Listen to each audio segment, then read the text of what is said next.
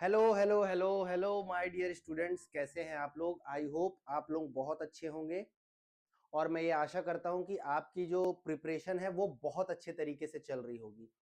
अगर आपकी प्रिपरेशन बहुत अच्छे तरीके से नहीं चल रही है तो मैं आपके साथ लेकर के आया हूं दो ऐसे पेपर्स जिसको आपने अच्छे तरीके से इस लेक्चर को अगर देख लिया, आपने मेरे लेक्चर्स को अच्छे तरीके से कॉन्सेप्ट क्लियर कर लिए, तो मैं आपको बोल सकता हूं कि आप आंसर लेकर के आएंगे, मार्क्स लेकर के आएंगे कितने 70% से ऊपर आप मार्क्स लेकर के आएंगे। ओके, तो ये है हमारा सैंपल पेपर जो किसने बनाया है, जो हमारे सीबीएसई ने बनाया है। तो सीबीएसई क्या है, सैंपल पेपर वैसे ही बनाता है जैसे हमारा मिलता जुलता हमारा बोर्ड का पेपर हो। ठीक है, थोड़ा मोड़ा मिलता हुआ बोर्ड का पेपर हो। और मैंने पिछले 3 साल के जो आपको प्रीवियस ईयर पेपर सॉल्व कराए हैं, पीवाईक्यू 2025, 2024, 2023, वो मुझे आपको मेरे चैनल में जाकर के मिल जाएंगे, physical education by Animesh sir. आप उसमें जाकर के मेरे चैनल्स पे जाकर के वो पिछले पेपर्स भी आप देख सकते हैं। अगर मैं आपको गारंटी देता हूं, आपने ये मेरे 5 वीडियो देख लिए, 5 घंटे के 5 वीडियो देख लिए, तो आप, मैं 100% बोलता हूं कि आप 70% से ज्यादा मार्क्स लेकर के आएंगे। सिर्फ आप 5 घंटे ये वीडियो देख लीजिए, मुझे मैसेज करिए व्हाट्सएप में, मैं आपको एक ऐसा नोट्स दूंगा, आप रात भर कल पढ़ेंगे और परसों आप मार्क्स लेकर के आएंगे 70% से ऊपर। 8109841774, ये है मेरा नंबर। आप इस पे मुझे मैसेज करिए, मैं आपको नोट्स प्रोवाइड करूंगा, ऐसा नोट्स प्रोवाइड करूंगा कि आप मार्क्स क्या, आप तो पेपर फाड़ करके आ जाओगे, फाड़ दोगे पेपर, वहीं पर आ जाओगे कि अरे सर कुछ आया ही नहीं। ऐसा नहीं है, सब कुछ बनेगा आपको। आप 100% सॉल्यूशन फाइंड आउट करोगे, 100% आपके मार्क्स अच्छे आएंगे। ठीक है, तो चलिए हम आगे की बात आगे चालू करेंगे। आज का हमारा क्या है टॉपिक, आज का हमारा सैंपल पेपर 1, सैंपल पेपर 1। ठीक है, तो चलिए हम शुरू करते हैं आज का हमारा सैंपल पेपर बिना टाइम वेस्ट किए। तो हमारा सैंपल पेपर 1 है, क्वेश्चन नंबर 1 हमारे आते हैं, टोटल 18 से 20 क्वेश्चन होते हैं। किस चीज के, हमारे 18 से 20 क्वेश्चन होते हैं ऑब्जेक्टिव। तो पहला क्वेश्चन क्या है, which of the following is N post competition responsibility of technical committee. Technical committee क्या होती है, टेक्निकल कमेटी होती है बच्चों, टेक्निकल कमेटी हमारी ऐसी कमेटी होती है जो क्या है, ग्राउंड में मेजर, ग्राउंड का देखभाल करती है, पूरे रूल्स एंड रेगुलेशन बनाती है, ऑफिशियल्स की ड्यूटी लगाती है, ये होती है हमारी टेक्निकल कमेटी। तो इसका आंसर हो जाएगा 3, अरेंजमेंट ऑफ ऑफिशियल्स। दूसरा क्वेश्चन क्या है, which of the following is an objective of intramural tournament. ठीक है, इंट्रामोरल टूर्नामेंट से पहले हम ये बता दें, परचेस, परचेज इक्विपमेंट्स और इक्विपमेंट एंड स्टेशनरी, ये आ जाता है हमारा कौन से कमेटी में, ये आ जाती है हमारी कौन सी कमेटी, बताओ भाई। ये आता है हमारा कौन सा कमेटी होगा, ये हमारा आती है इक्विपमेंट कमेटी, इक्विपमेंट, या फिर हम क्या बोल सकते हैं, हमारे जो कंपटीशन से रिलेटेड मटेरियल्स हैं, कंपटीशन से रिलेटेड चीज है, ये उसके परचेस कमेटी में ये सारी चीजें आ जाती हैं, stationery committee, purchase committee, equipment committee. ठीक है, तो इसका आंसर क्या है, सी। नेक्स्ट क्या है हमारा question, which of the following is an objective of intramural tournament. ठीक है, दो टूर्नामेंट होते हैं। ठीक है, एक होता है इंट्रा और एक होता है इंटर। ठीक है, ये दो टूर्नामेंट होते हैं, एक होता है इंट्रा, दूसरा होता है इंटर। इंट्रामोरल, एक्स्ट्रामोरल, सॉरी, इंटर होता है एक, इंट्रामोरल, और दूसरा होता है एक्स्ट्रामोरल। ठीक है, एक होता है इंट्रा और दूसरा होता है एक्स्ट्रा। तो इंट्रा क्या करता है, इंट्रा में हमारा होता है inside the wall, inside the wall ये होता है हमारा इंट्रा, और आउटसाइड द वॉल ये होता है हमारा एक्स्ट्रा। ठीक है, तो इंट्रामोरल के ऑब्जेक्टिव क्या है, इंट्रामोरल के ऑब्जेक्टिव हमारे सिंपल से ऑब्जेक्टिव है, to provide health and recreation at the institution. हम क्या करते हैं, अपने जो स्टूडेंट्स हैं उनको हेल्थ उनका अच्छा रहे इसलिए इंट्रामुरल कंपटीशन कराते हैं, और अपने इंस्टीट्यूशन में रिक्रिएशन भी बना रहे, बच्चों का मन बहलता रहे इसलिए। ठीक है, अब नेक्स्ट क्वेश्चन क्या है, which of the following deformity is not related to lower extremity. ठीक है, तो जो मेरे कमर के नीचे की पूरा एरिया है, ठीक है, वो हमारा क्या है, लोअर एक्सट्रीमिटी। ये इसके ऊपर के जो चीजें हैं कमर के ऊपर, वो हमारा अपर एक्सट्रीमिटी। तो ये चीजें आप भूलना नहीं, ये चीजें समझ के रखना। लोअर मीन्स नीचे, अपर मीन्स ऊपर। लोअर मीन्स कमर के नीचे, अपर मीन्स ऊपर, कमर के ऊपर। लोअर हम कहाँ से पहनते हैं, लोअर कमर से, तो वो लोअर जहां से हम पहनते हैं उसके पूरा एरिया हमारा लोअर आता है। तो क्या है, नॉक नी, ये समझ लो बेटा, नॉट। ठीक है, ये क्या लिखा हुआ है, ये क्या लिखा है, ये लिखा है नॉट। तो हमेशा एक चीज ध्यान रखना क्वेश्चन में, कि जहां पे नॉट हो हमेशा उस क्वेश्चन को अच्छे तरीके से पढ़ना। तो which of the following deformity is not related to lower extremity. तो नॉक नी भी घुटने में होता है, बो लेग भी हमारे नी में होता है, फ्लैट फुट हमारे एंकल में होता है, स्कोलियोसिस कहाँ होता है, हमारे वर्टिब्रल कॉलम में होता है। हमारे वर्टिब्रल कॉलम में स्कोलियोसिस होता है। स्कोलियोसिस में क्या होता है, हमारा जो वर्टिब्रल कॉलम है वो एस शेप में हो जाता है। ठीक है, उसके साथ और हमारे वर्टिब्रल कॉलम में दो और डिफॉर्मिटी होते हैं, क्या है, काइपोसिस और लॉर्डोसिस, हंचबैक और सॉबैक। ठीक है, फिर इसके बाद हम आते हैं brisk walk, running, cycling and jumping are related to which activity. ठीक है, तो जिसमें हम ब्रिस्क वॉकिंग करते हैं, रनिंग करते हैं, साइकिलिंग करते हैं, जंपिंग करते हैं, वो कौन से एक्टिविटी में आते हैं, तो वो आते हैं हमारे एंड्योरेंस एक्टिविटी। फाटलेग रन के बारे में आप लोग पढ़ा होगा। फाटलेग रन में क्या होता है, फाटलेग रन में हम क्या करते हैं, अलग अलग सरफेस, अलग अलग एरिया में हम क्या करते हैं, अपने रनिंग करते हैं, अपने एंड्योरेंस को डेवलप करने के लिए। ठीक है, स्पीड तो सीधा फ्लैट प्लेन सरफेस में होता है। स्ट्रेंथ एक्टिविटी हम जिम में जाकर के करते हैं विथ वेट। ठीक है, कोऑर्डिनेटिव एबिलिटीज क्या करते हैं, हम अलग अलग एक्टिविटीज में करके डेवलप करते हैं। तो इसका आंसर क्या है, इसका आंसर है एंड्योरेंस। नेक्स्ट है हमारा as per prescribed syllabus Surya Bhedan pranayama is recommended for which thing. ठीक है, तो आप एक चीज याद कर लो, कि आपको मैं एक चीज बता देता हूं, कि आप योगा से रिलेटेड एक दो क्वेश्चन तो आपको आएंगे ही आएंगे, चाहे वो मल्टीपल में हो, चाहे वो आपके लॉन्ग आंसर में हो। तो मल्टीपल में देखो, दो तीन चीजें हमारे बॉडी में ना आज के प्रेजेंट टाइम में बहुत चीजें चल रही हैं। ठीक है, कौन कौन सी चीजें हैं, हाइपरटेंशन, ओबिसिटी, बैक पेन, ये तीन चीज है।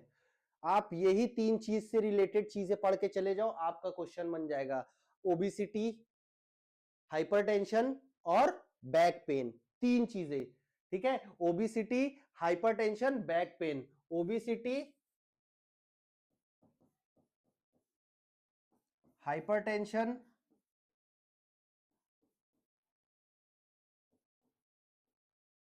और बैक पेन। ठीक है, ये तीनों चीजें आप पढ़ करके चले जाइए, इसके पूरे चीज पढ़ लीजिए, कि कौन कौन से ऐसे आसन है, कौन कौन से ऐसे प्राणायाम है, कौन कौन सी ऐसे एक्सरसाइज है जो हमारे इसको कम करते हैं। तो ये आपका एक क्वेश्चन आप करके आएंगे जरूर, 110%, मैं आपको बोलता हूं। ठीक है, याद रखना, ओबिसिटी, हाइपरटेंशन, बैक पेन, इन्हीं तीनों से ही पूरे आसन, पूरा योगा में अगर आपका कोई क्वेश्चन आएगा कि कौन सा ऐसा आसन है, कौन सा ऐसा प्राणायाम है जो इन सब चीजों को कम करता है, तो इन्हीं तीनों से रिलेटेड आएगा, इससे बाहर नहीं आएगा। ठीक है, तो याद रखना आप। ठीक है, अब क्या है, as per prescribed syllabus Surya Bhedan pranayama is recommended for which thing. ठीक है, तो सूर्य भेदन आपका जो प्राणायाम है वो किस चीज के लिए है, ठीक है, वो है आपका ओबिसिटी के लिए। ठीक है, देखो मैंने बताया, obesity, hypertension, back pain. Asthma उस्थमा तो आपके पुराने प्रॉब्लम्स हैं, पुरानी चीजें हैं जो आपकी क्या होंगी, आएंगी। ठीक है, नेक्स्ट हमारा क्या है, एक सेकेंड गाइस।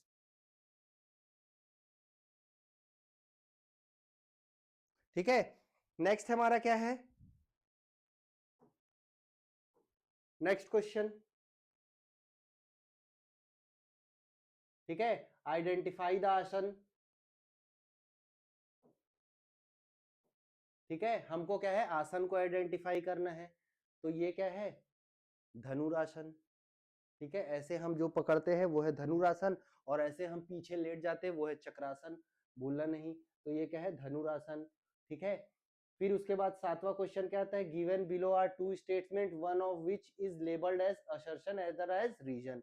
तो असर्शन और रीजन वाले मैंने आपको बताया था, पहले आप रीजन पढ़ना फिर उसके बाद असर्शन पढ़ना, तो आपका कॉन्सेप्ट अच्छा क्लियर होगा। पहला क्या है, classification process serve two roles. The first is to determine who is eligible and second is grouping sports people for purpose of competition. फिर क्या है, international para Olympic committee has developed a classification process which can contribute to sporting excellence for all athlete and sporting in the para Olympics movement and provide equitable competition. ये सही है, सबको इक्विलिटेबल competition में भाग लेने का मौका मिलता है, चाहे वो नॉर्मल हो चाहे वो पैरालाइज्ड हो, ठीक है, या फिर उसके कोई पैरा ओलंपिक्स के क्राइटेरिया को वो फॉलो करता हो। क्लासिफिकेशन प्रोसेस टू रूल्स, ठीक है, ये भी सही है कि sports people for the purpose of competition, उनको ग्रुप कंपटीशन के पर्पस के हिसाब, तो दोनों क्या है, सही है, ये इसको फॉलो करता है, तो इसका ऑप्शन हो जाएगा A. Both A and B, A and R are true and R is the correct explanation of A. ठीक है, नेक्स्ट क्वेश्चन क्या है हमारा, blanks are color that represent the four regional confederation और इन द डेफ ओलंपिक्स। ठीक है, def Olympics का आपने अगर क्या देखा होगा, डेफ ओलंपिक का आपने देखा होगा क्या लोगो, तो उस लोगो में कुछ उसका लोगो ऐसे रहता है, ठीक है, वो एक दूसरे के साथ जुड़ा रहता है, ठीक है, चार चार कलर करके होते हैं, चार कलर कौन से होते हैं, red blue yellow green, red, red के ये है रेड, फिर उसके बाद आता है ब्लू, फिर यहाँ येलो, फिर ये ग्रीन, ऐसे ऐसे चार चार करके ये ऐसे बनते हैं, ठीक है, तो ये भी आप देख लेना। अब इसके बाद आता है which type of lever had load resistance between fulcrum and force, ठीक है, तो ए आर एफ, ये फॉर्मूला याद कर लो, यही है आपका तीनों लीवर, ठीक है, ए आर एफ याद कर लो इसको।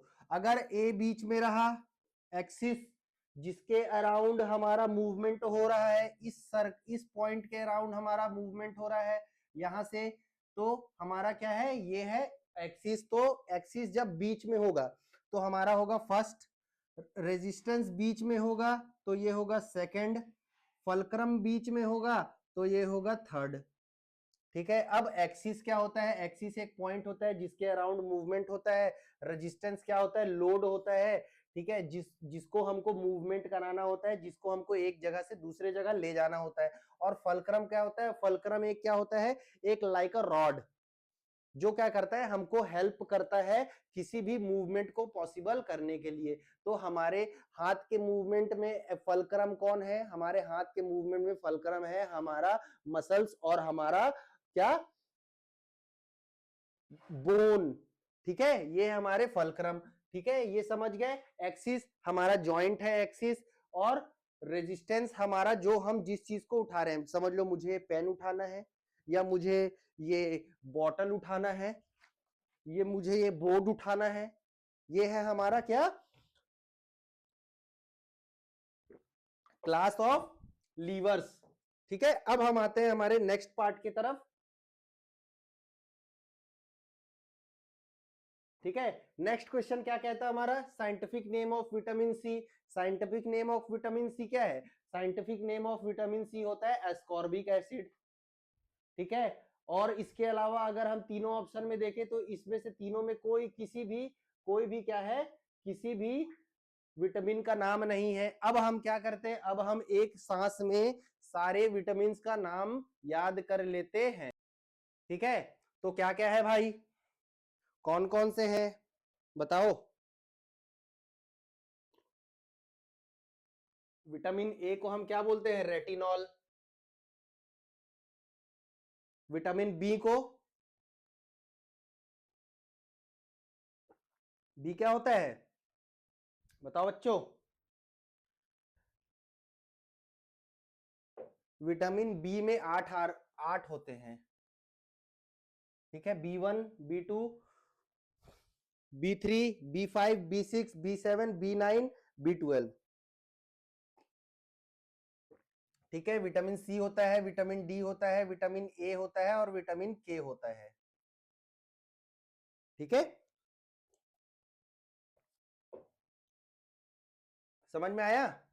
देखो विटामिन ए का नाम क्या है, रेटिनॉल, विटामिन बी में 8 होते हैं, पहला होता है थायमिन, दूसरा होता है राइबोफ्लाविन, तीसरा होता है नियासिन निकोटिनिक एसिड, चौथा होता है पेंटाथोनिक एसिड, B6 होता है पायरिडॉक्सिन, B7 होता है बायोटिन, B9 होता है फॉलिक एसिड और B12 होता है हमारा कोबैलामिन।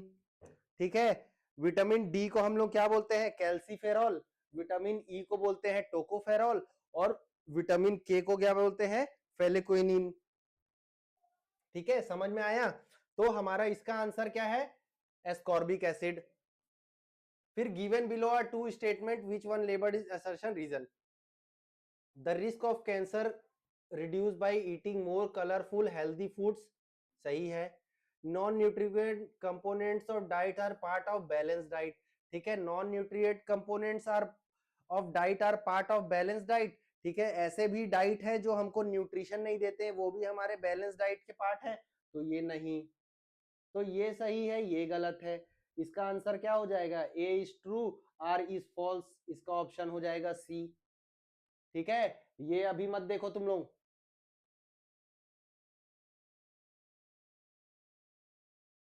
इस पे ध्यान नहीं दो। ठीक है, क्या हो गया, हो गया। अब नेक्स्ट आता है, in which test score is recorded to the nearest centimetre between the initial and final score. ठीक है, कौन से ऐसा टेस्ट है जिसमें हमारा इनिशियल स्कोर और फाइनल स्कोर को हम क्या करते हैं, इनिशियल स्कोर और फाइनल स्कोर को हम मेजर करते हैं, रिकॉर्ड करते हैं। तो क्या कहता है क्वेश्चन नंबर 12 का आंसर, क्वेश्चन नंबर 12 का आंसर करता है सीट एंड रिच टेस्ट। जितना पास वो जाएगा उतना ही ज्यादा वो अच्छा स्कोर करेगा। फिर नेक्स्ट है, given below are types of fracture. ठीक है, 4 टाइप के फ्रैक्चर बताया था मैंने। कौन कौन से फ्रैक्चर, ये हैं, यहाँ तो 4 है, वहां तो ऐसे आप 5-6 पढ़ेंगे। Transverse, oblique, greenstick, comminuted. Comminuted में क्या होता है, हड्डी पूरी टूट करके चकनाचूर हो जाती है। ग्रीन स्टिक में क्या होता है, बहुत हल्का फ्रैक्चर होता है, हेयर लाइन फ्रैक्चर, या फिर हड्डी अपना शेप बदल देती है। ठीक है, ऑब्लिक्यू फ्रैक्चर क्या होता है, सीधा नहीं, ऐसा टेढ़ा, डायगोनल ऐसा, समझ लो ये ऐसा। ठीक है, ट्रांसवर्स कैसा होता है, सीधा, वर्टिकल ट्रांसवर्स, वर्टिकल ट्रांसवर्स, तो ट्रांसवर्स। ठीक है, ब्रोक ब्रेन इन डायगोनली, तो डायगोनली जब टूटा तो क्या हो गया, ऑब्लिक्यू हो गया, तो बी का हो गया 1। क्या हो गया भैया, बी का हो गया 1। क्वेश्चन नंबर 13 क्या कहता है, ठीक है, बी का हो गया, ए का हो गया 3। ठीक है, ऑब्लिक्यू का हो गया 1, तो ये हो गया हमारा आंसर। इसके अलावा तो कोई मैच ही नहीं कर रहे हैं ना।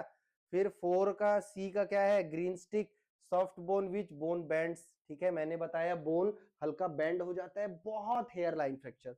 और उसके बाद लास्ट चला गया comminuted stake brain right across bone, जिसमें छोटे छोटे टुकड़े टूट जाते हैं। ठीक है, अब हमारा नेक्स्ट क्वेश्चन आता है,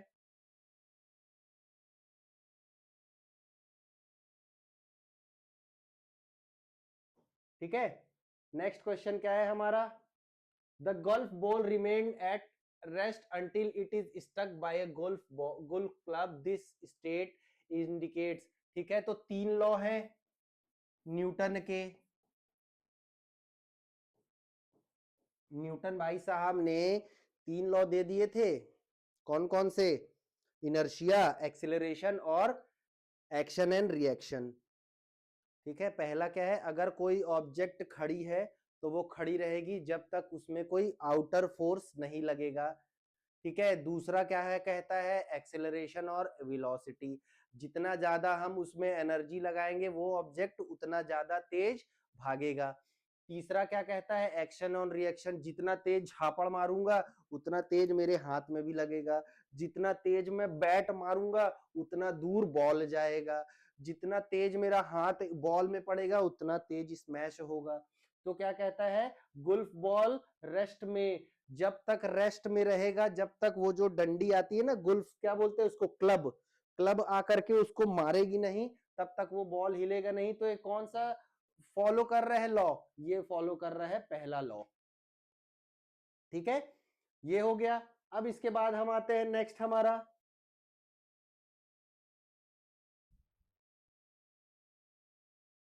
नेक्स्ट क्वेश्चन क्या कहता है, नेक्स्ट क्वेश्चन कहता है कि given below the are traits of big five theory of personality with their characteristics. ठीक है, तो बिग फाइव थ्योरी के 5 जो पर्सनैलिटी के थ्योरी है वो उसमें से 4 है इसमें दिए हुए हैं। क्या क्या कहता है, तो क्या है, ओपननेस, एक्सट्रोवर्जन, न्यूट्रोवर्जन और एग्रीबलनेस।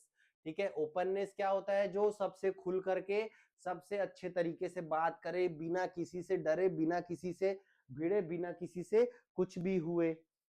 ठीक है, तो भैया क्या इसका आंसर कहता है?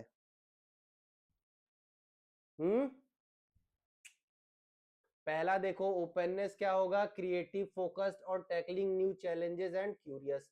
ऐसा आदमी या ऐसा कोई पर्सनैलिटी जो क्या हो, एकदम क्यूरियस हो, जानने के लिए, कोई भी प्रॉब्लम सॉल्व करने के लिए। दूसरा एक्सट्रोवर्ट। एक्सट्रोवर्ट कैसा होता है, वो सबसे घुल मिल करके रहता है, सोशल रहता है, तो भैया इसका मिल जाएगा यहाँ। न्यूट्रो क्या होता है, न्यूट्रल होता है, वो ना एक्सट्रोवर्ट होता है ना वो इंट्रोवर्ट होता है, दोनों के बीच का रहता है। उसको फ्रीडम भी पसंद है, उसको सिक्योर भी पसंद है, उसको सबके साथ रहना भी पसंद है, उसको अकेले भी रहना पसंद है। तो न्यूट्रो एक्सट्रोवर्ट क्या, सॉरी एक्सट्रोवर्ट तो हो गया। न्यूट्रल क्या होता है, न्यूट्रल कैसा होता है भैया, न्यूट्रल होता है फ्रेंडली, हेल्पफुल एंड ट्रस्टवर्दी। एग्रीबलनेस कैसा होता है, एग्रीबलनेस कैसा होता है, जो हर चीज में आपकी बात मान जाए। ठीक है, जो हर चीज में आपकी बात मान जाए। Creative, insecure, nervous, anxious. ठीक है, तो इसका आंसर हो जाएगा अपना पहला। अब आते हैं नेक्स्ट क्वेश्चन में हम। तो हमारा नेक्स्ट क्वेश्चन क्या कहता है, द कॉन्सेप्ट ऑफ,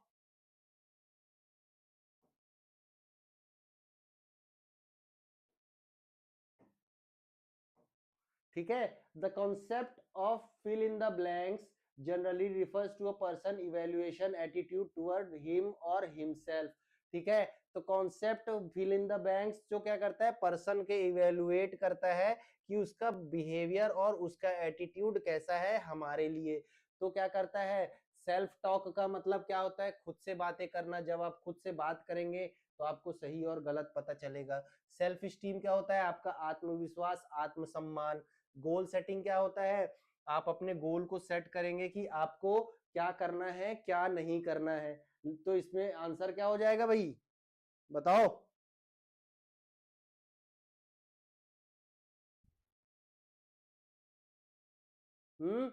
इसका आंसर होगा सेल्फ स्टीम।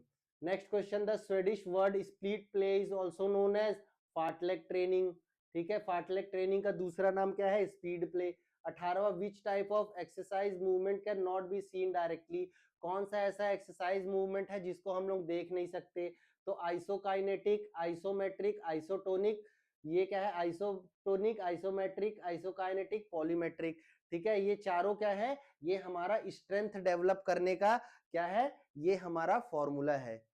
ठीक है, टेक्निक है जिससे हम क्या करते हैं, अपना स्ट्रेंथ डेवलप करते हैं।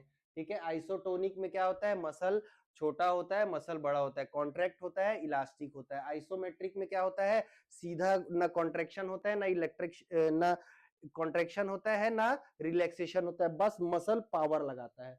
आइसोकाइनेटिक में क्या होता है, नॉर्मल मूवमेंट होता है विद अ पेस। जैसे हम जिम में यूज करते हैं किसी मशीन में, ना ज्यादा मूवमेंट हो रहा है ना कम मूवमेंट हो रहा है, हम जितना मूवमेंट कर रहे हैं, चाहे हम बटरफ्लाई करें, चाहे हम शोल्डर श्रग करें, जो भी। ठीक है, तो कौन सा ऐसा है जो नॉट सीन डायरेक्टली, तो इसका आंसर क्या होगा, आइसोमेट्रिक।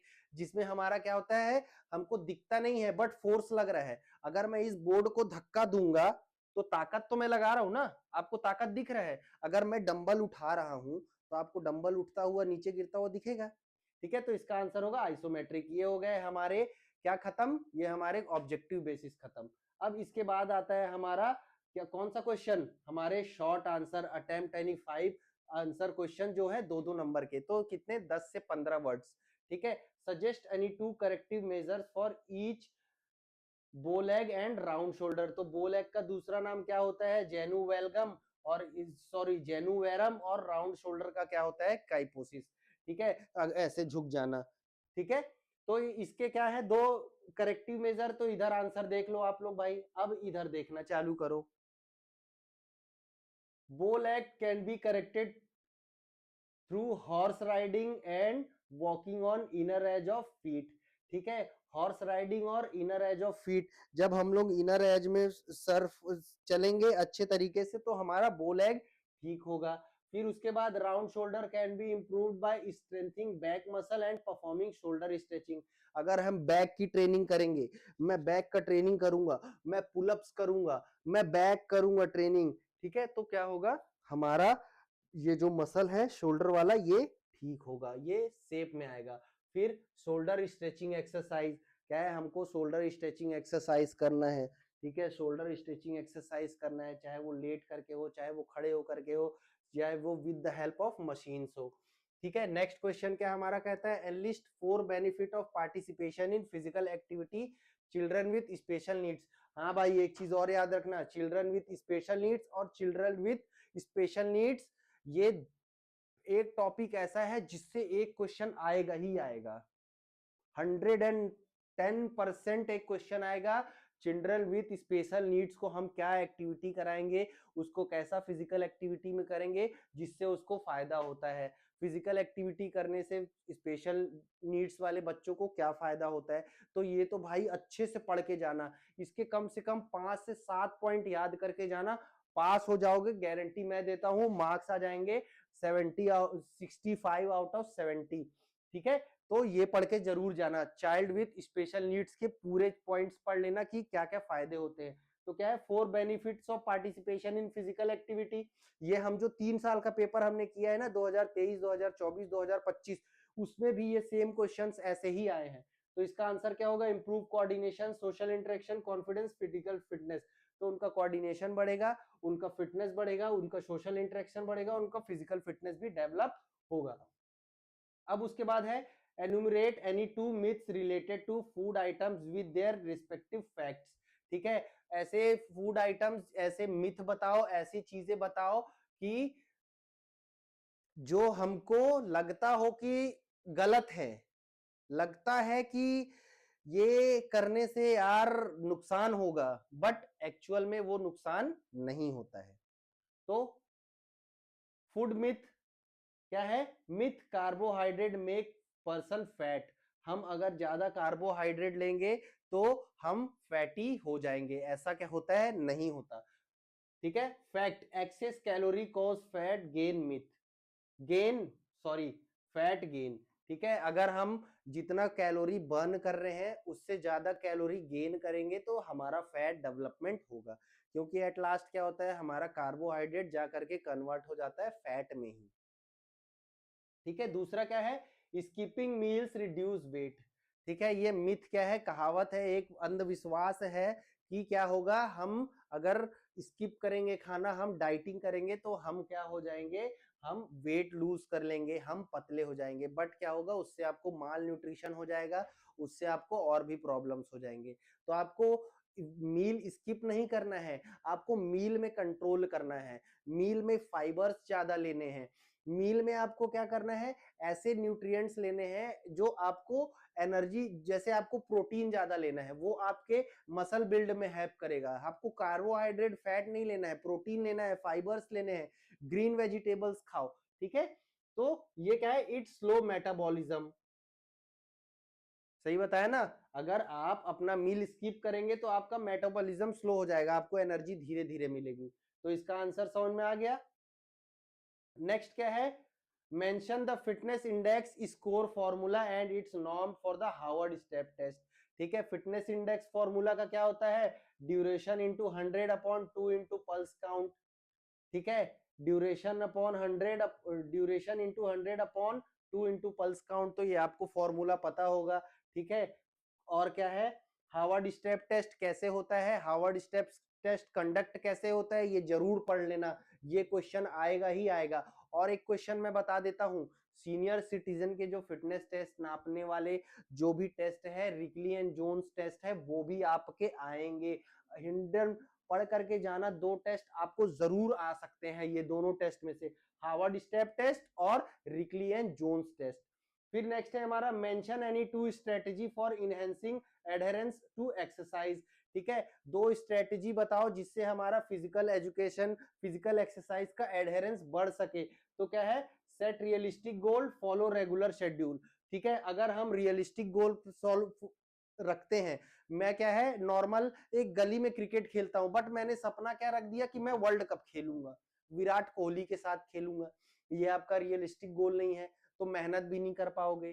तो आपको रियलिस्टिक गोल रहना है। पहले आप क्या करो, आप गली से जाना है मेरे को मोहल्ले बाहर, फिर उसके बाद अपना गोल बनाते जाओ, बड़ा करते जाओ। दूसरा क्या है, रेगुलर शेड्यूल, रेगुलर आपको प्रैक्टिस करना है।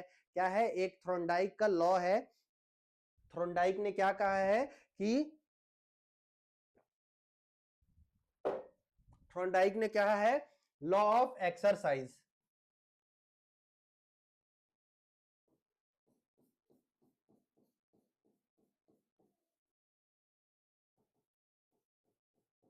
लॉ ऑफ एक्सरसाइज, हम जिस चीज को जितनी ज्यादा बार प्रैक्टिस करते हैं हम उस चीज में माहिर होते हैं। स्पोर्ट्स ट्रेनिंग का भी एक प्रिंसिपल होता है रिवर्सिबिलिटी। ठीक है, जिस चीज को जितने ज्यादा बार करोगे आप उतना ज्यादा उस चीज में मास्टर होगे। ठीक है, तो हम क्या करेंगे, हमको प्रैक्टिस ज्यादा करना है और अपने गोल रियल सेट करने हैं। ठीक है, फिर नेक्स्ट क्वेश्चन क्या है, when wrestlers fall on mat, why they spread their arm, knee and legs, justify your answer। ठीक है, तो रेसलर्स क्या होते हैं, जब जमीन में गिर जाते हैं ना तो वो अपना पैर फैला लेते हैं, हाथ फैला लेते हैं। क्यों फैला लेते हैं, हे भगवान अब तो उठा ले, हे भगवान उठा ले, अब मर गया भगवान। नहीं बेटा, ऐसे करने के लिए नहीं। वो क्या करते हैं, मैंने आपको पहले 2024-2025 के पेपर में बताया था, इक्विलिब्रियम मेंटेन करने के लिए अपना सरफेस बढ़ा करते हैं तो आपका क्या है, बैलेंस बना रहता है। देखो answer, spread body parts while falling to increase surface area, reduce impact force, prevent injury. ठीक है, आपका जब बैलेंस बना रहेगा, आपका इक्विलिब्रियम बना रहेगा, तो आप अगर गिरोगे तो आपको इंजरी कम होगी। आपका सरफेस एरिया जितना ज्यादा होगा उतना आपको इंजरी कम होगी। इसलिए क्या होता है, हमारा पैर मुड़ जाता है। ठीक है, अगर हम एंकल ट्विस्ट होता है ना, क्यों एंकल ट्विस्ट होता है, क्योंकि हमारा एरिया ऑफ जो कांटेक्ट है वो बहुत कम है। ठीक है, समझ में आया, ये है इसका आंसर। तो इसका आंसर ऐसा होता है, देखो बेटा, आप फिजिकल एजुकेशन में अगर आप एग्जाम देने जा रहे हो तो always remember one thing, physical education में जब आपने कोई भी क्वेश्चन को आपने क्या किया, उसको कनेक्ट कर दिया अपने इंसान के बॉडी से, तो आप अपने आप आंसर निकाल दोगे। कोई भी क्वेश्चन हो, चाहे वो करेक्टिव मेजर्स हो। ठीक है, अगर आपको पता है कि हमको कौन से डिफॉर्मिटी को करेक्ट करना है, अगर हमारा क्या है, आप सोचो मुझे नॉक नी है, मेरे दोनों घुटने सटते हैं, तो कहीं ना कहीं मेरे नी के मसल्स क्या है, कमजोर है, जो उसको क्या करते हैं, एक दूसरे के पास ले जाते हैं। तो मैं क्या करूंगा, अपने मसल्स को भी ट्रेन करूंगा, मसल्स को भी मजबूत करूंगा। इसलिए आपको क्या करना है, आपको एक काम करना है कि आप क्या करें, आप अपने मसल्स को ट्रेन करें। ठीक है, याद रखना ये चीज। हाँ भाई, क्या बताया मैंने, ध्यान देना। मैंने क्या बताया, जब भी आप फिजिकल एजुकेशन का एग्जाम देने बैठते हो तो आपको क्या करना है, हर क्वेश्चन को, कोई भी क्वेश्चन हो ए से लेकर के जेड तक, आपको क्या करना है, उस क्वेश्चन को अपने बॉडी से रिलेट करना है। आपको आंसर खुद ब खुद पता चल जाएगा, आपको आंसर खुद ब खुद मिल जाएगा। अगर हम कोई भी क्वेश्चन की बात करें, जैसे any two corrective measure for bow leg and round shoulder, तो हमारे बो लेग में क्या है, हमारे मसल्स, हमारे जो क्या है, बोन के बीच में डिस्टेंस आ गया है। तो हम क्या करेंगे, हम अपने बोन को, और सॉरी बोन को तो हम ट्रेन नहीं कर सकते, हम मसल को ऐसा ट्रेन करेंगे कि हमारा मसल जॉइंट क्या हो, पास आ जाए। ठीक है, इसलिए याद रखना कि आप हमेशा से ही फिजिकल एजुकेशन का कोई भी क्वेश्चन हो, उसको एक बार अपने आप से रिलेट करके सोचना, आप उसका आंसर 110% सॉल्व कर दोगे। ठीक है, तो चलो अब इसके अब हम आगे बढ़ते हैं। अब नेक्स्ट हमारा पॉइंट क्या है,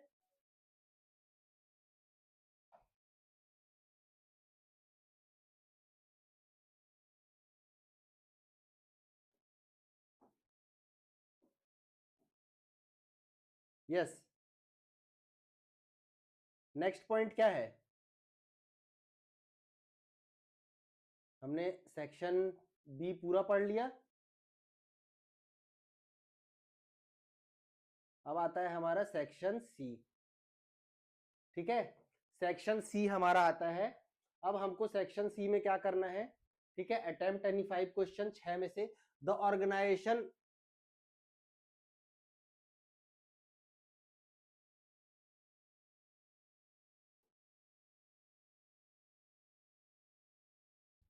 यस, सेक्शन सी का पहला क्वेश्चन क्या कहता है? The organisation of its community sports reflect the progress of any country in the context of statement out run for specific cause और run for unity।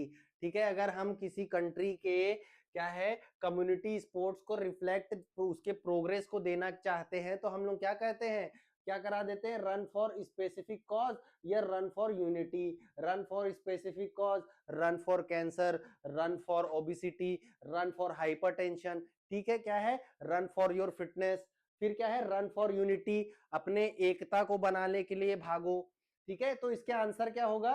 Run for specific cause और unity, these can create awareness about social issues, promote national integration and fitness among people. ठीक है, तो एक चीज याद रखना आप, फिजिकल एजुकेशन में जब भी ऐसा क्वेश्चन आए कि गवर्नमेंट के द्वारा कोई भी कैंपेन चलाया गया हो, कोई भी फिटनेस प्रोग्राम रखे हो, तो उसका एम क्या होता है? हमेशा गवर्नमेंट पॉजिटिव चीजों में सोचती है। ठीक है, ठीक है, क्या होता है हमेशा हमारा गवर्नमेंट क्या करती है? अगर ऐसा क्वेश्चन आए, ठीक है, ऐसा क्वेश्चन आए हमारा, अगर हमारा एक कोई भी सीबीएसई में क्वेश्चन आता है कि गवर्नमेंट से रिलेटेड, कि गवर्नमेंट अगर कोई प्रोग्राम करा रही है, गवर्नमेंट कोई कंपटीशन करा रही है, गवर्नमेंट कोई ऐसा फिटनेस कैंपेन करा रही है, चाहे वो रन फॉर यूनिटी करा रही है वो या रन फॉर स्पेसिफिक एक्सरसाइज कर रही है, तो उसका एम हमेशा से याद रखना आप, उसका एम क्या होता है? आपके बेनिफिट के लिए होता है। आप ऐसा क्वेश्चन पढ़ो और आप 5 पॉइंट लिख दो कि उस इस कैंपेन से इंसान को क्या बेनिफिट होगा। उसका हेल्थ बनेगा, उसका मेंटल स्टेबिलिटी ठीक होगा, उसका स्ट्रेस कम होगा, उसका डिप्रेशन कम होगा, उसका हाइपरटेंशन कम होगा, उसको ओबेसिटी कम होगी, उसका हेल्दी लाइफ बना रहेगा, वो हैप्पी रहेगा, तो आपका इसमें आपको मार्क्स मिल जाएगा। ओके, फिर नेक्स्ट क्वेश्चन क्या है? Describe the physical and physiological benefit of women participation in sports. और एक चीज याद कर लो, और एक चीज याद कर लो, और एक चीज, और एक चीज समझ लो, और एक चीज समझ लो बेटा, physical and physiological benefit of women. एक चीज याद रखना, जब भी वुमेन और चिल्ड्रन विथ स्पेशल नीड्स की बात आई, तो जब भी वुमेन और स्पेशल नीड्स चिल्ड्रन की बात आएगी तो इसमें क्या होता है? हमेशा से उसके बेनिफिट के ही बारे में पूछा जाएगा, कभी नेगेटिव चीजें क्वेश्चन पेपर में नहीं पूछी जाती हैं। तो हमेशा पॉजिटिव याद करके जाना, पॉजिटिव समझ के जाना कि क्या पॉजिटिव हो सकता है, क्या पॉजिटिव आ सकता है। तो जब भी वुमेन हो चाहे चिल्ड्रन विथ स्पेशल नीड्स हो, आपको पॉजिटिव लिखने हैं। तो इसमें क्या है, इसके बेनिफिट क्या होंगे कि वुमेन को स्पोर्ट्स में पार्टिसिपेट करने के क्या बेनिफिट होंगे? Women improve strength and flexibility, confidence and reduce stress, उनका कॉन्फिडेंस बढ़ेगा और उनका स्ट्रेस क्या होगा? रिड्यूस होगा। Also develop leadership and social qualities, उनके लीडरशिप क्वालिटी और उनके सोशल क्वालिटी डेवलप होंगे। ऐसे हो गया डिफाइन फ्लेक्सिबिलिटी, मैंने 2023, 2024, 2025 के पेपर में बताया है। फ्लेक्सिबिलिटी क्या है? आप लोगों के हिसाब से अलग डेफिनेशन है, ability to move a joint through its full range. ठीक है, ये थोड़ा हार्ड है डेफिनेशन, बट याद कर लोगे तो बहुत अच्छा है, वरना मैं एक छोटा सा डेफिनेशन बनाता हूं। रेंज ऑफ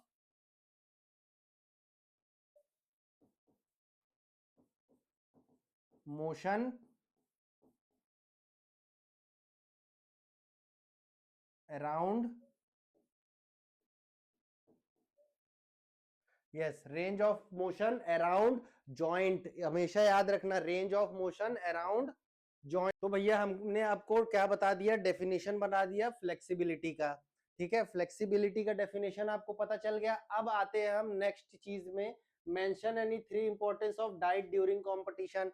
अब एक और इंपॉर्टेंट चीज, हाँ भाई, डाइट के बारे में जरूर पढ़ लेना कि डाइट प्री, पोस्ट और ड्यूरिंग कंपटीशन क्या है। ड्यूरिंग तो आपसे पूछेगा नहीं, बहुत ऊपर लेवल की बात हो जाती है। तो ड्यूरिंग आप मत देखना, पोस्ट देख लेना, प्री देख लेना। तो importance of diet during competition, ठीक है। ड्यूरिंग क्या है, ड्यूरिंग आप खेलते खेलते अगर क्या लेते हैं तो provide energy, delay fatigue, maintain hydration. तो आपको हाइड्रेशन देता है, आपका फटीग डिले करता है, थकान नहीं होने देता है, और उसके साथ साथ आपको एनर्जी प्रोवाइड करता है, ठीक है। Compare and contrast the hostile and instrumental aggression. Aggression क्या है, एग्रेशन एटीट्यूड, ये दो चीजें भी देख करके जाना। Aggression attitude motivation, aggression aggression और एटीट्यूड और मोटिवेशन। एग्रेशन दो टाइप के होते हैं, हॉस्टाइल और इंस्ट्रूमेंटल। एटीट्यूड का कोई टाइप नहीं होता, और मोटिवेशन भी दो टाइप के होते हैं, इंट्रिंसिक एक्सट्रिंसिक, ठीक है। इंट्रिंसिक एक्सट्रिंसिक, इंट्रिंसिक अंदरूनी आपका खुद का मोटिवेशन, एक्सट्रिंसिक आपका बाहर का मोटिवेशन, आप किसी को देख करके, ठीक है। तो हॉस्टाइल और इंस्ट्रूमेंटल एग्रेशन क्या होता है, हॉस्टाइल और instrumental, hostile is anger driven, instrumental is goal oriented. Hostile anger driven मतलब किसी को तोड़ दूंगा, मार दूंगा, पैर तोड़ करके जाऊंगा। और इंस्ट्रूमेंटल क्या होता है, गोल ओरिएंटेड, कितना भी गुस्सा आ रहा है, अरे यार आज तो जीतना ही है साला, आज तो मर जाऊंगा, कुछ भी कर दूंगा, मगर ये कप जीत करके तो आज घर जाऊंगा, ठीक है। ये हो गया। अब सेक्शन डी आता है हमारा।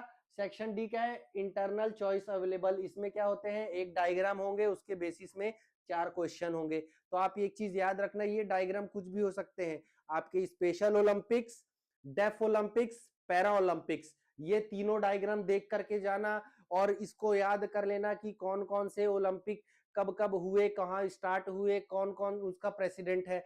डेफ ओलंपिक, पैरा ओलंपिक और स्पेशल ओलंपिक। उसके साथ साथ आप ऐसा नॉकआउट और लीग टूर्नामेंट जरूर देख करके जाना। नॉकआउट और लीग टूर्नामेंट कैसे 22 कैलकुलेट किए जाते हैं, कैसे आपके मैचेस नंबर निकाले जाते हैं, जरूर देख करके जाना।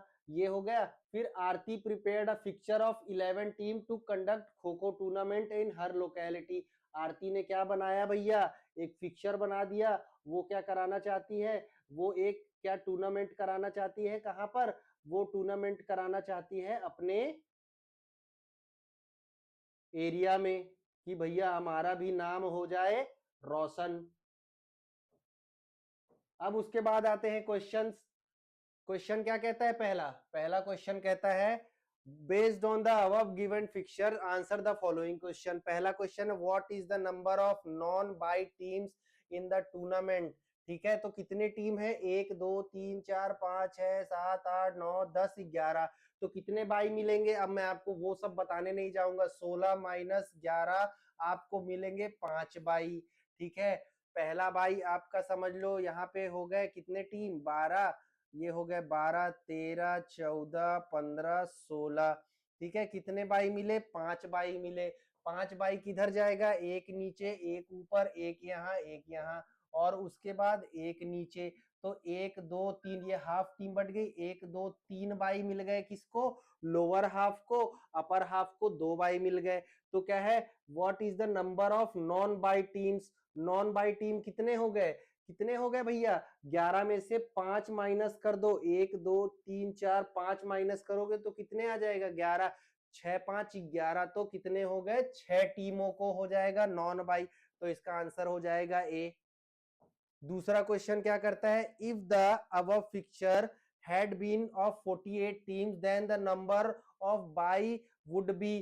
तो क्या होता है, नंबर ऑफ बाई अगर 48 टीम है तो 8 दूनी 16, 16 दूनी 32 और 32 दूनी 64।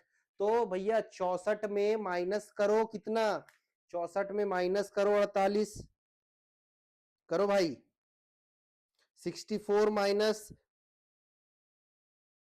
48 करो।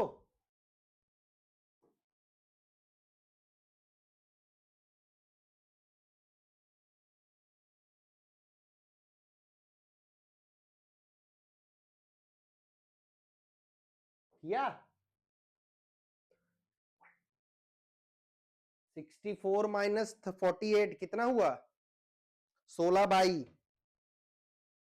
यहाँ पे आ जाएगा 16। बहुत टाइम लगाते हो। नेक्स्ट क्वेश्चन क्या कहता है? नेक्स्ट क्वेश्चन कहता है seventh match will be played between, तो सातवां मैच किस किस टीम के बीच में प्ले होगा? अब हम फिर से जाते हैं ऊपर, ठीक है, ठीक है, सातवां मैच। अब देख लो इसमें by 1 by 2 by 3, by 1 by 2 by 3 by 4 by 5। अरे भैया आपको तो क्वेश्चन में ही आंसर दिया हुआ है। कितने बाई हो गए? 1 2 3 4 5 6, 6 टीम थी जिसको बाई नहीं मिला था। ठीक है, अब क्वेश्चन क्या बोलता है कि सातवां मैच जो होगा वो कौन कौन से टीम के होगा? तो match number 1, match number 2, match number 3 कहाँ गया भैया? तो ये मैच हो जाएगा 3, ठीक है, ये मैच हो जाएगा 4, ये मैच हो जाएगा 5, ये मैच हो जाएगा।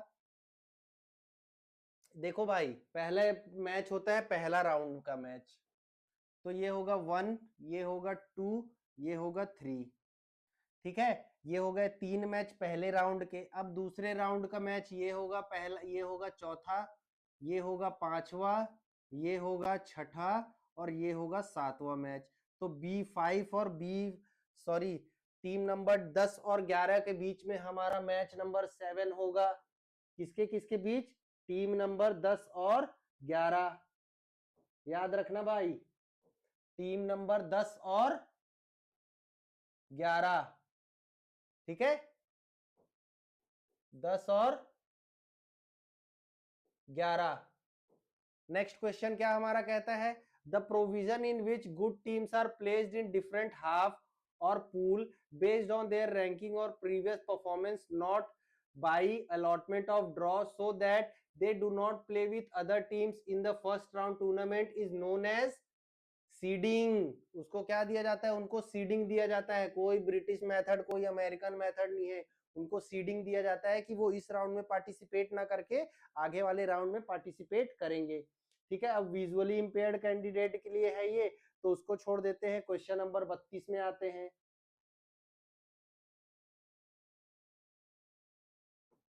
ठीक है, 32 क्वेश्चन नंबर क्या कहता है? During physical education class Vivek physical education teacher provide information about sports for children with special needs. He explained how they are catered for the Paralympics, Deaf Olympics and Special Olympics. Additionally, he advised them to motivate such children to participate in physical activity to improve their performance. फिर यहाँ पे children with special needs आ गए। सोच लो भाई CBSE वाले कितना ध्यान दे रहे हैं। ठीक है, तो to participate in special Olympic minimum age should be, minimum age कितनी होनी चाहिए? बताओ भाई, मिनिमम एज कितनी होनी चाहिए? बोलो, मिनिमम एज कितनी होनी चाहिए? हाँ भाई कितनी होनी चाहिए? तो इसकी मिनिमम एज होनी चाहिए 8 साल। ठीक है, अब इसके बाद आते हैं हम नेक्स्ट क्वेश्चन। 32 का फर्स्ट हो गया। अब उसके बाद आता है हमारा next question. The deaf Olympic was held in the year, ठीक है, डेफ ओलंपिक कौन से ईयर में हुआ था? तो फर्स्ट हुआ था डेफ ओलंपिक 1989 में। कल मैंने ये अपने पास्ट क्वेश्चन में बताया था 1989। ठीक है, ये कब हुआ था? 1989 में पहला डेफ ओलंपिक्स हुआ था। उसके बाद हमारा नेक्स्ट क्वेश्चन क्या करता है? Who was the founder of para Olympics? ठीक है, तो उसके फादर कौन है? सर लडविक गटमैन, ये हैं इसके फादर। ठीक है, किसके फादर? हमारे पैरा ओलंपिक्स के। Like any two strategy to make physical activity accessible for, क्या है? Physical special childrens. कौन कौन से ऐसे फिजिकल एक्टिविटीज हैं जो हम एक्सेसिबल कर सकते हैं स्पेशल चिल्ड्रंस के लिए। तो कौन कौन से एक्टिविटी होते हैं? ऐसे एक्टिविटी नॉर्मल एक्टिविटीज हो सकते हैं जो हम स्पेशल चिल्ड्रन को करवा सकते हैं, नॉर्मल वेट ट्रेनिंग करा सकते हैं, नॉर्मल रनिंग इवेंट करा सकते हैं, कोई भी गेम खिला सकते हैं। एक एक एक अभी मूवी आई थी, कौन सी मूवी थी? सितारे जमीन पे। तो उसमें स्पेशल चिल्ड्रंस को क्या किया गया था? बास्केटबॉल टूर्नामेंट में क्या किया गया था? पार्टिसिपेट। ठीक है, मिल गया इसका आंसर। नेक्स्ट आता है question number 33। Dear went to sports training centre for the first time, her coach informed her that participation in sports not only promote physical growth but also has social and psychological benefit. He highlighted numerous physical benefit for muscles, heart, respiratory system. He advised her to continue daily practice to improve her health related and skill related fitness. तो एक चीज याद कर लेना, health related और skill related fitness रट के जाना, कैसे काम करते हैं रट लेना। उसके बाद कौन से हमारे बॉडी में क्या क्या इफेक्ट होता है एक्सरसाइज का रट लेना। ठीक है, तो इसका पहला क्वेश्चन क्या है? Which is not long term effect exercise on muscular system. ठीक है, तो क्या है लॉन्ग टर्म इफेक्ट नहीं होता है? Hypertrophy, increase in glycogen store, ligament and tendon strength और एक्यूमुलेशन ऑफ लैक्टेट।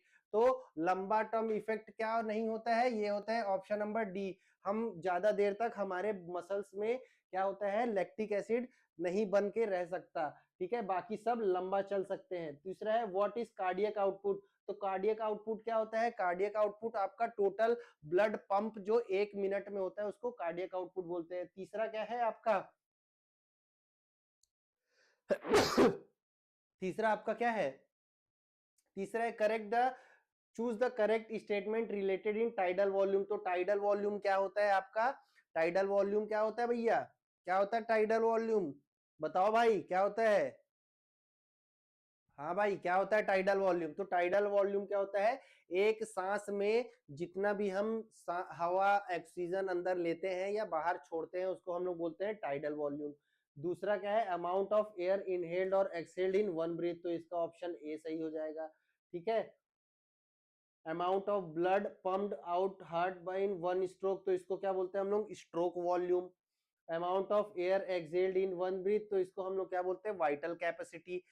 कितने जोर से हम सांस लेते हैं या सांस छोड़ते हैं। Lactic acid tolerance relate to, lactic acid tolerance relate to which thing. अगर हम लैक्टिक एसिड को टॉलरेट करते हैं तो वो कौन से में होगा? वो होगा हमारे एंड्योरेंस में।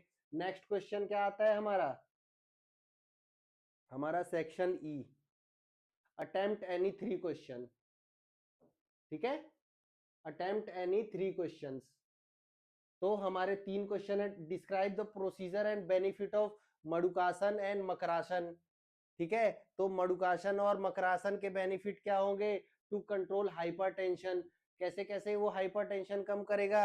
वो हमारे ब्लड सर्कुलेशन को धीरे करेगा, वो हमारा मसल्स को टोन करेगा, हमारे मस्कुलर सिस्टम को एक्टिव करेगा, हमारा स्ट्रेस कम करेगा। ये हमारे बेनिफिट। फिर what do you mean by equilibrium? Equilibrium मैंने अभी थोड़ा देर पहले बताया था। इक्विलिब्रियम क्या होता है? हमारा बॉडी बैलेंस बना हुआ है। ठीक है, explain how equilibrium increase with the influence of various factor by giving suitable example।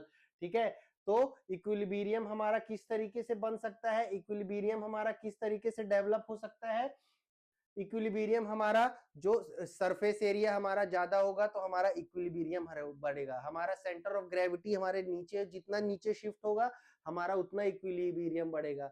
जितना हमारा वेट ज्यादा होगा उतना हमारा इक्विलिब्रियम बढ़ेगा। जितना हमारा बेस ऑफ सपोर्ट ज्यादा होगा उतना हमारा इक्विलिब्रियम होगा। जितना हम ज्यादा एरिया कवर करेंगे उतना हमारा इक्विलिब्रियम अच्छा होगा।